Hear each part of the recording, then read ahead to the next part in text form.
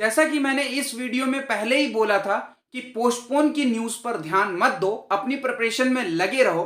तो देख लो, अब एसएससी की नोटिस आ गई है, एसएससी स्टेनोग्राफर की एग्जाम की डेट भी आ गई है। तो अब आने वाले इन 6-7 दिनों में क्या करना है, आज की वीडियो में हम वो डिस्कस करने वाले हैं। एसएससी सिलेक्शन फेज का जो 12th लेवल का एग्जाम था, उसके पर्सनल एक्सपीरियंस से मैं एसएससी स्टेनोग्राफर के लास्ट 6-7 डेज में हमें हर सब्जेक्ट में क्या क्या करना चाहिए उस पर आज डिस्कशन करूंगा। तो वीडियो को बिल्कुल ध्यान से देखना, और चैनल पर नए हो तो चैनल को सब्सक्राइब कर लेना, क्योंकि ऐसी हेल्पफुल वीडियो मैं आपके लिए इस चैनल पर लाता रहता हूं। अब सबसे पहले समझते हैं कि ये 6 से 7 दिन मैटर क्यों करते हैं, क्यों ये 6 से 7 दिन बहुत मैटर करते हैं। तो सबसे बड़ी बात, अगर आपने इन 6 से 7 दिन में अच्छे से रिवीजन कर लिया तो आपका रिवीजन बहुत बेस्ट हो जाएगा और आपके कहीं ना कहीं 20 से 30 नंबर इंक्रीज हो सकते हैं। ठीक है, इस समय क्या ध्यान देने वाला है, जितने भी डिस्ट्रैक्शन है उन सब को अवॉइड कर दो, अपनी फुल प्रिपरेशन में लग जाओ। इन 6 से 7 दिन पूरा अच्छे तरीके से एकदम प्रिपरेशन को डेडिकेट कर दो। देखो भाई, बात करते हैं सबसे पहले इंग्लिश की स्ट्रेटजी। तो देखो, जो सिलेक्शन फेज में इंग्लिश के क्वेश्चन पूछ रहा है ना, तो उसमें क्या कर रहा है कि जो पैराजंबल है ना वो बहुत सारे पूछ रहा है। डायरेक्ट इनडायरेक्ट के क्वेश्चन ऐसे पूछ रहा है कि थोड़े से टफ लेवल के क्वेश्चन पूछ रहा है। ठीक है, मतलब कि जैसे आप पहले वर्ब वगैरह देखकर तुरंत ऑप्शन को टिक कर देते थे ना, अब वैसा नहीं है। अब क्या कर दे रहा है, ऑप्शन भी सेम बना दे रहा है और डायरेक्ट इनडायरेक्ट के क्वेश्चन बड़े बड़े पूछ रहा है, तो उसमें आपका टाइम लगेगा। ठीक है, तो अब इसकी स्ट्रैटेजी क्या होनी चाहिए, तो इसका सिंपल स्ट्रैटेजी है कि पैराजंबल ज्यादा पूछ रहा है, एरर के क्वेश्चन पूछ रहा है, वो कैप थोड़ी कम पूछ रहा है। ठीक है, तो इन पर अब ज्यादा ध्यान देना है। ठीक है, active passive, direct indirect, error और पैराजंबल, इन पर ज्यादा ध्यान देना है। ज्यादा ध्यान देने का मतलब ये नहीं है कि जो बचे हुए टॉपिक हैं उनको छोड़ देना है। ठीक है, उनको भी करना है, लेकिन इन पर ज्यादा ध्यान देना है। और हाँ, ईडियम्स नए नए पूछ रहा है, तो ईडियम भाई अच्छे से तैयार कर लेना, कुछ नए नए भी ईडियम्स पूछ रहा है। और जब आप एग्जाम हॉल में बैठोगे ना, तो जब भी आप कोई भी सेक्शन खोलोगे तो वहां पर आपको कुछ ना कुछ सरप्राइजिंग एलिमेंट जरूर मिलेंगे, कुछ सरप्राइजिंग क्वेश्चन जरूर मिलेंगे। तो भाई उसको फर्स्ट अटेम्प्ट में मत ट्राई करना, उसको सेकेंड अटेम्प्ट में ट्राई करना, नहीं तो तुम्हारा वो समय खा जाएंगे।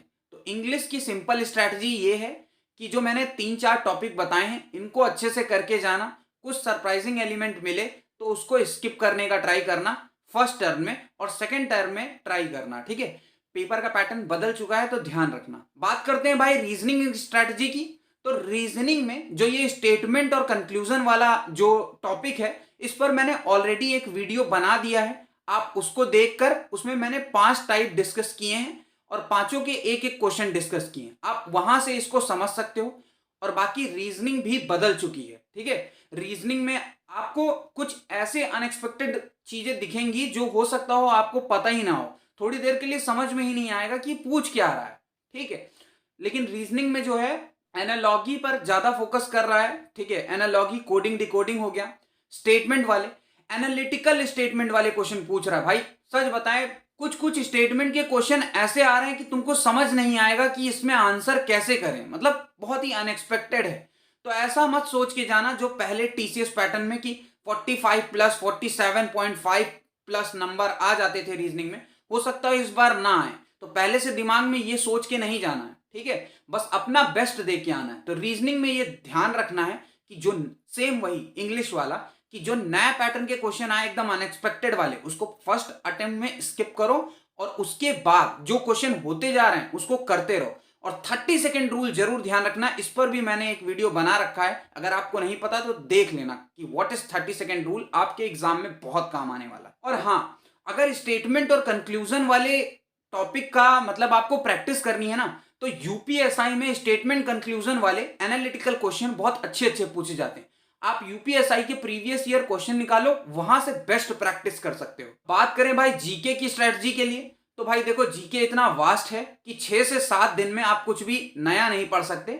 आप सिंपल सा क्या करो, परमार सर लेवल 2 सीरीज के क्वेश्चन करवा रहे हैं। ठीक है, अब वो लेवल 2 करवा रहे हैं ग्रेजुएशन लेवल वाले एग्जाम, क्योंकि ग्रेजुएशन काफी टफ आ रहा है।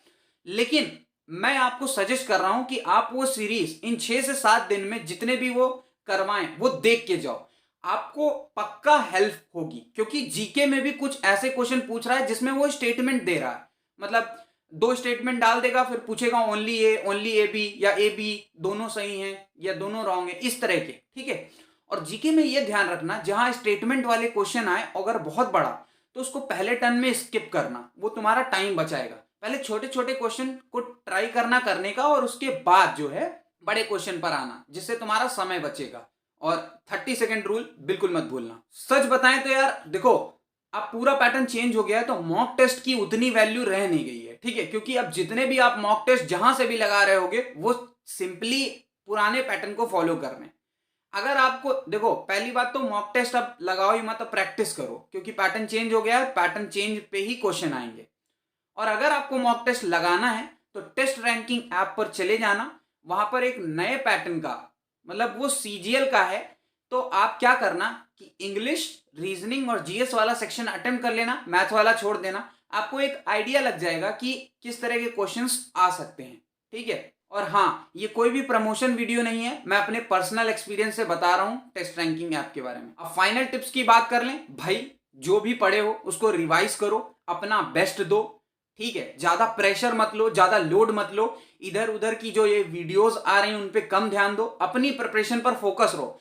अगर पोस्टपोन होगा तो भाई तुमको एक्स्ट्रा टाइम मिल जाएगा, क्यों इतना परेशान हो रहे हो, और अच्छी प्रिपरेशन कर लेना। और अगर पोस्टपोन के चक्कर में पड़े रहोगे, पोस्टपोन नहीं हुआ, एग्जाम अपने टाइम से हुआ, तो तुम क्या कर लोगे, तुम्हारी प्रिपरेशन तो बेकार हो जाएगी ना। तो इस वजह से भाई इन सब पर अभी ध्यान मत दो, क्योंकि स्टेनोग्राफर की वैसे भी कोई बहुत कम ही बात कर रहा है, सब कोई सीजीएल को लेकर फोकस है। ठीक है, तो अपनी प्रिपरेशन पर ध्यान दो, और अपनी प्रिपरेशन करते रहो, एग्जाम में बेस्ट दे के आओ। और शॉर्ट हैंड पर भी ध्यान देते रहो, शॉर्ट हैंड की भी डिक्टेशन और प्रैक्टिस करते रहो, इससे आगे स्किल में तुम्हें दिक्कत ना आए। फाइनल पॉइंट्स ये हैं कि भाई अगर आपको ये वीडियोस अच्छी लगती हैं तो हमें सब्सक्राइब करना बिल्कुल ना भूलें, क्योंकि ऐसी फुल वीडियो मैं आपके लिए इस चैनल पर लाता रहता हूँ। और कमेंट में जरूर लिखना कि आपकी प्रिपरेशन कैसी चल रही है। इस समय का जो चल रहा है उस हिसाब से हो सकता हो आपकी प्रिपरेशन नहीं अच्छी चल रही हो, बट भाई इन सबको साइड में रख कर एक जॉब ले लो और अपनी प्रिपरेशन को करते रहो। इन सब पर थोड़ा सा कम अभी फोकस रखो, क्योंकि अगर पोस्टपोन होना होगा तो एग्ज़ाम हो जाएगा, नहीं होना होगा तो वो अपने टाइम से होगा। तो भाई अपनी प्रिपरेशन पर फोकस रहो और तैयारी करते रहो। आई होप आप सभी बढ़िया होगे। तो मिलते हैं नेक्स्ट वीडियो में, तब तक के लिए थैंक यू।